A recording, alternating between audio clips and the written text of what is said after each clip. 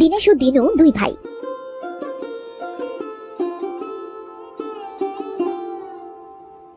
তাদের বাবার রেখে যাওয়া মাঠে কিছু সম্পত্তিতে তারা দু ভাই মন দিয়ে চাষ করত। দিনু ছিল একজন সহজ সরল প্রকৃতির, তবু দীনেশ তার ভাইকে খুব ভালোবাসত। দু ভাইয়ের একসাথে সংসার বেশ ভালোভাবেই কাটছিল। কিরে মালতী, তাড়াতাড়ি খাবারটুকু বাড়তেও পারিস না নাকি? খিদেছে আমার পেটটা যাই যাই অবস্থা, আর তুই যেন এদিকে হাতে মেহেন্দি পরে আসিস। এই তো হয়ে গেছে দিদি, এবার নাও পেট ভরে খাও। দাদা আপনিও খেয়ে নিন। কি গো, তুমিও বসো আমাদের সাথে। তুমি আবার কখন খাবে? বারে বাহ, বউয়ের প্রতি দরদ যেন একেবারে উতলে পড়ছে। তোমার খাওয়া তুমি আগে খেয়ে নাও, ও পরে খাবে। আহা গিন্নি, সবাই যখন খাচ্ছে ও কেন পরে খাবে? তুমি চুপ থাকো। ও খাবার খেতে বসলে তুমি বাসনগুলো পরিষ্কার করবে নাকি? হ্যাঁ, আমি পরে খাবো খন, আগে কাজগুলো সেরে নি। দিদি, ও দিদি, তুমি রাগ করো না দিদি, আমি পরে খাবো বললাম তো। সবাই খাওয়া শেষ করে যে যার মতো ঘরে চলে গেল। হগু, আমি তোমায় কি বলেছিলাম সেটা তোমার মাথায় আছে নাকি আবার ভুলে গেছো? সারাদিন তো বলতেই থাকো, তা কোন কথা মনে রাখবো আর কোন কথা বাদ দেবো সেটাই তো বুঝি না। হায় রে পোড়া কপাল আমার, কার সাথে এত বছর ধরে সংসার করছি কে জানে। ওরা মুখ মিনসে আমার কোন কথাটা তুমি মন দিয়ে শোনো। হ্যাঁ, আহা কি বলবে বলো, কানের কাছে এমন ফসর ফসর ভালো লাগছে না। দুপুরের সময় এখন একটু ঘুমোতে পারলে শান্তি লাগতো। বলি আমাদের সংসারটা এবার আলাদা হবার কথা বলছিলাম, এটা কি তোমার মনে নেই নাকি? আহা গিন্নি, দিনু স্বভাবে একটু সহজ সরল, এখন যদি ওকে আলাদা করে দে তবে বেচারি সংসার চালাবে কিভাবে? এই তো সুযোগ। ও তো তেমন মাঠের হিসাব কিতাব কিচ্ছু জানে না, শুধু বলদের মতো তোমার সাথে মাঠে খাটে। ও তো আর হিসেব করে জমাজমি চাষ করতে পারবে না, তাই বলছিলাম যে ওর থেকে জমাজমিগুলো নিয়ে তুমি চাষ করো, ও যে কোনো একটা কাজ করে খাবে। তা কি করে হয়? কি কাজ করবে ও? ও নিয়ে তোমায় অত ভাবতে হবে না। শোনো, মাঠের জমিগুলো যদি তুমি একাই চাষ করো তবে ভেবে দেখো, বছরে কিন্তু আমাদের অনেক টাকা হয়ে যাবে। বড়লোক হতে কিন্তু আমাদের বেশি সময় লাগবে না। কিন্তু ও যদি ওর ভাগের জমি চায় তখন? তখন আর কি? তখন বলে দেবে বাবা তোমার নামে সব জমি লিখে দিছে, তোর নামে কোনো জমি নেই। আর যদি বেশি পেশাল করে তখন ওপরের জমির যে নিচের অংশটুকু আছে গর্ত মতো, সেটুকুই না হয় দিয়ে দিও। আচ্ছা আচ্ছা বেশ, কথাটা আমি পরে ভেবে দেখব, এখন একটু বিশ্রাম নিতে দাও তো। এভাবে কিছুদিন চলার পর একদিন দীনেশ দিনুকে ডেকে আলাদা হবার কথা বলল। এ তুমি কি বলছো দাদা? আলাদা হবে ভালো কথা, কিন্তু আমার ভাগের সম্পত্তিটা তো আমাকে দেবে নাকি? কি বলো? তোর নামে কোনো সম্পত্তি নেই, মৃত্যুর সময় বাবা সব আমার নামে করে গেছে, চাইলে তোকে দলিল দেখাতে পারি। না না দাদা, তার আর কোনো দরকার নেই, বাবা যেটা ভালো মনে করেছে সেটাই করে গেছেন। তবে তুই চাইলে কিন্তু আমি তোকে আমার সম্পত্তি থেকে কিছু অংশ দিতে পারি, ওই গর্তের জমিটুকু তুই নিতে পারিস। হাসালে দাদা হাসালে, যেখানে কোনো ফসলই ফলে না সে জমিটুকুই আমাকে দিচ্ছ? তোমার জমি আমার লাগবে না, সৃষ্টিকর্তা নসিবে যা রেখেছেন তাই হবে। চলো চলো বউ, ঘরে চলো। ঠং দেখে আর বাসি না, যাই, ওটুকুই যে দিচ্ছি এটাই তোদের সৌভাগ্য। চলো তো, চলো এখান থেকে। এবার কি করবে? সংসার চালাবে কি করে? তোমার ভাই তো আমাদের থেকে সবকিছু কেড়ে নিল। সৃষ্টিকর্তা তার বান্দাকে না খাইয়ে রাখবে না। আমি কাল থেকে কাজের সন্ধানে বের হব গিন্নি, এসব নিয়ে তুমি আর কোনো চিন্তা করো না। দীনেশের সংসারে কোনো কিছুর অভাব ছিল না, তারা বেশ সুখী দিন কাটাচ্ছিল। কিন্তু এইদিকে শুরু হলো দিনুর কষ্টের দিন। অনেক দিন কেটে যাবার পরও সে কোনো কাজ জোগাড় করতে পারল না।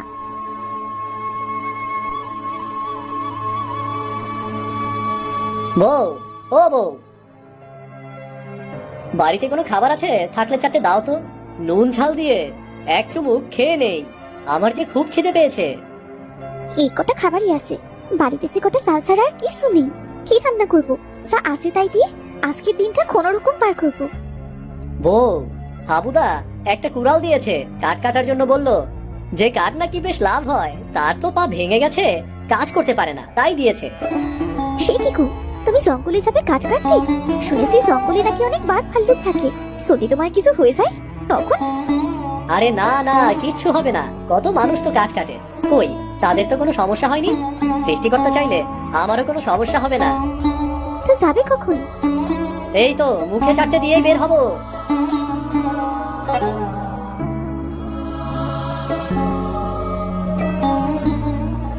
দিনু খাবার শেষ করে কুড়ালটি নিয়ে বেরিয়ে পড়লো জঙ্গলের উদ্দেশ্যে।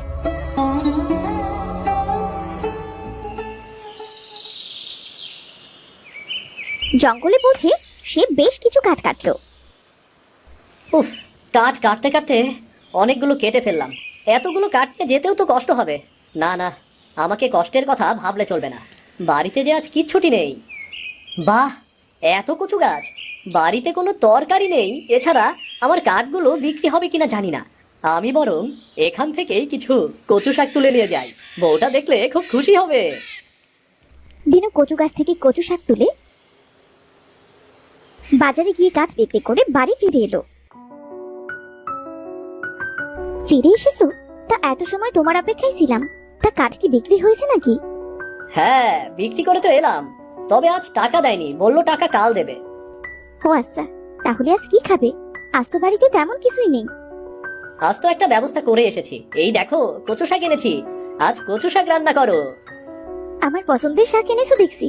ইস, অনেকদিন হয় কচু শাক খাই না। এখন তো আর কচু শাক তেমন দেখাই যায় না। হ্যাঁ গিন্নি, তা কথা ঠিক, তবে আমি যে জঙ্গলে কাঠ কাটতে গিয়েছিলাম সেখানে অনেক কচু শাক আছে। তাহলে আর চিন্তা কিসের? রোজ তুমি ওখান থেকে কিছু কচু শাক তুলে এনো। ইস, সাথে যদি একটু ইলিশ ভাজা হতো তবে তো খাবারটাই জমে যেত। আমার তো আর ইলিশ কেনার সাধ্য নেই। আসলে আমার কপালটাই খারাপ, বুঝলে। তোমাকে এনে ধরে কখনো শান্তি দিতে পারছি না, আর না ভালো খাওয়াতে পারছি। দেখ, তুমি কিছু বলো না। তোমার কাছে আমি অনেক সুখী। এসো তো ঘরে এসো, একটু বিশ্রাম নাও। তোমার জন্য এখনই গরম ভাত আর কচু শাক রান্না করে আনছি।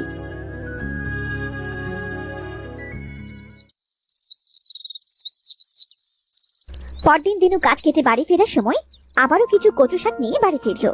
এভাবে সে রোজ কাঠ কেটে বাড়ি ফেরার সময় কিছু কচু শাক নিয়ে বাড়ি ফিরে আসতো।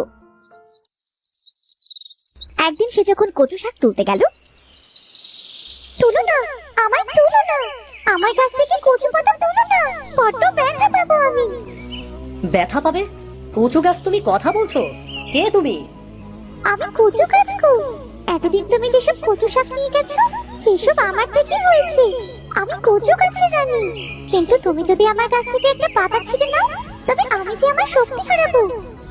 না না, আমি তোমার কোনো ক্ষতি করব না, তুমি এখানে নিশ্চিন্তে থাকো। ধন্যবাদ তোমাকে, তুমি কিন্তু মানুষটা খুব সহজ সরল। সহজ সরল দেখেই তো আজ পোড়া কপাল আমার। ভাই আমাকে সব জিনিস থেকে বঞ্চিত করলো, এত কষ্ট করেও দুবেলা দুমুঠো ভাত খেতে পারছি না গো।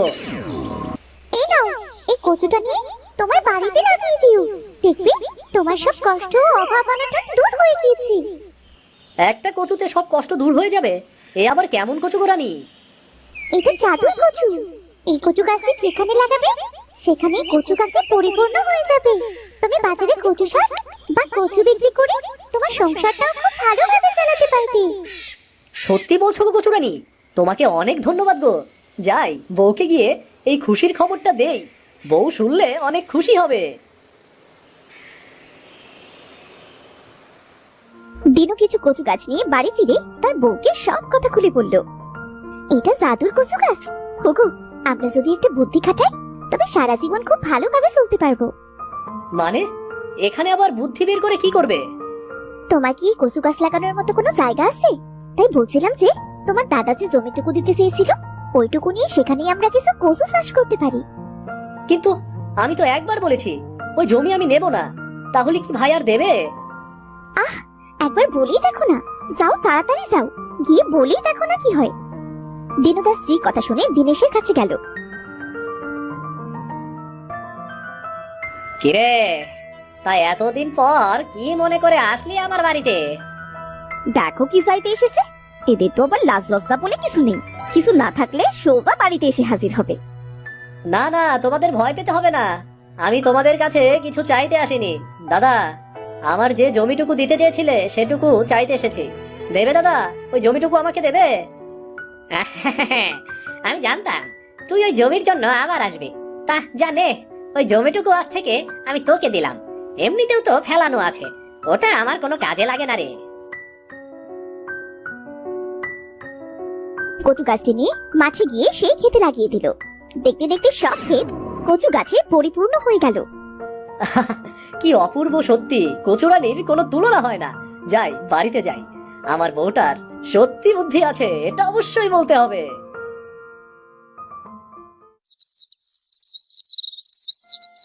দিনু রোজ সকালে তার ক্ষেত থেকে কচু শাক ও কচু কেটে বাজারে বিক্রি করত,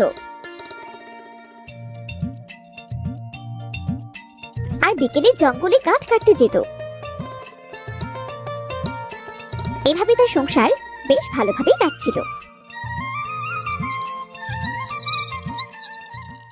একদিন সে কাঠ কেটে ফেরার সময় কারো কান্নার আওয়াজ শুনতে পেল। কেউ আমায় একটু সাহায্য করো, আমি যে খুব বিপদে পড়েছি। এই গভীর জঙ্গলে এভাবে কে কান্না করছে? আশেপাশে তো কাউকে দেখতে পাচ্ছি না। এই যে, কেউ শুনতে পাচ্ছ?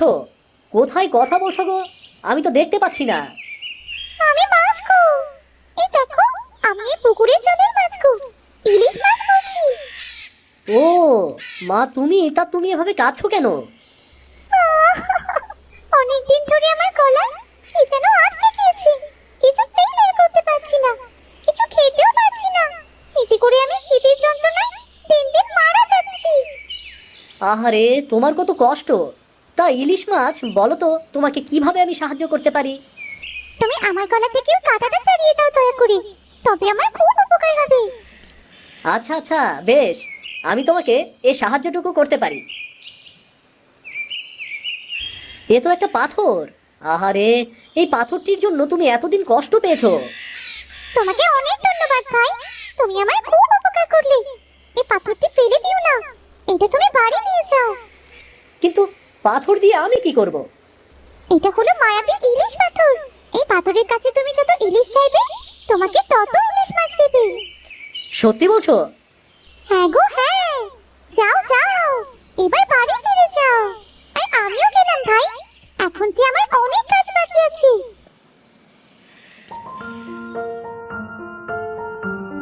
দিনু পাথরটি নিয়ে বাড়ি ফিরে তার বউয়ের হাতে দিয়ে সব কথা খুলে বলল। সৃষ্টিকর্তা যখন দেন তখন এইভাবেই দেন। দাদা তোমার সাথে অন্যায় করেছে, তাতে কি হয়েছে?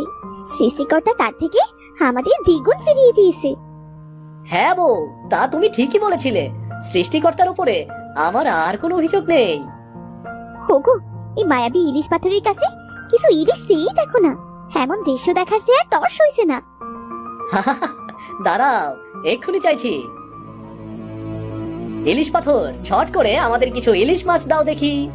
এই কথা বলার সাথে সাথে তাদের সামনে পাথরের ভেতর থেকে অনেকগুলো ইলিশ মাছ বেরিয়ে এলো। ওমা, হ্যাঁ তো ইলিশ মাছ! ইস, আমার জিভে যে এখনই জল চলে এলো। তুমি এগুলো কেটে কুটে ধুয়ে বেছে ফেলো। বউ, আমি এক্ষুনি ক্ষেত থেকে কিছু কচু শাক তুলে নিয়ে আসি। আজ জমিয়ে কচু শাক আর ইলিশ ভাজা খাবো। ইস, আমার প্রিয় জিনিস। যাও যাও, আর দেরি করো না, আমার কিন্তু আর সহ্য হচ্ছে না। সেদিন দিনুর স্ত্রী কচু শাক আর অনেকগুলো ইলিশ ভাজলো। কই গো, এসো খেয়ে নাও, খেয়ে নাও, বসে পড়ো। আহ, ইলিশের সুগন্ধটা কিন্তু সেই দারুণ বউ। সুগন্ধে খাওয়া হয়ে যাচ্ছে আমার। তারা দুজন খাওয়া শেষ করলো। আহ, কত মজা ছিল কচু শাক আর ইলিশ ভাজা, একদম মুখে লেগে থাকার মতো। কাল থেকে রোজ কচু শাক আর ইলিশ ভাজা করবে কেমন? হোগো, কচু বিক্রি করার পাশাপাশি তুমি কিন্তু ইলিশ মাছও বিক্রি করতে পারো। কচু শাক আর ইলিশ বিক্রি করে তারা কিছুদিনের ভেতর বেশ বড়লোক হয়ে গেল। তার কাছে এখন আর কোনো কিছুর অভাব ছিল না। তাই এই কচু শাক ও ইলিশ বিক্রির কথা তার দাদা আর বৌদিও জানতে পারলো।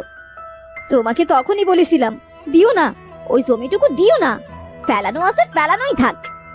আহ গিন্নি, অন্যের জিনিস দেখে লোভ করতে নেই।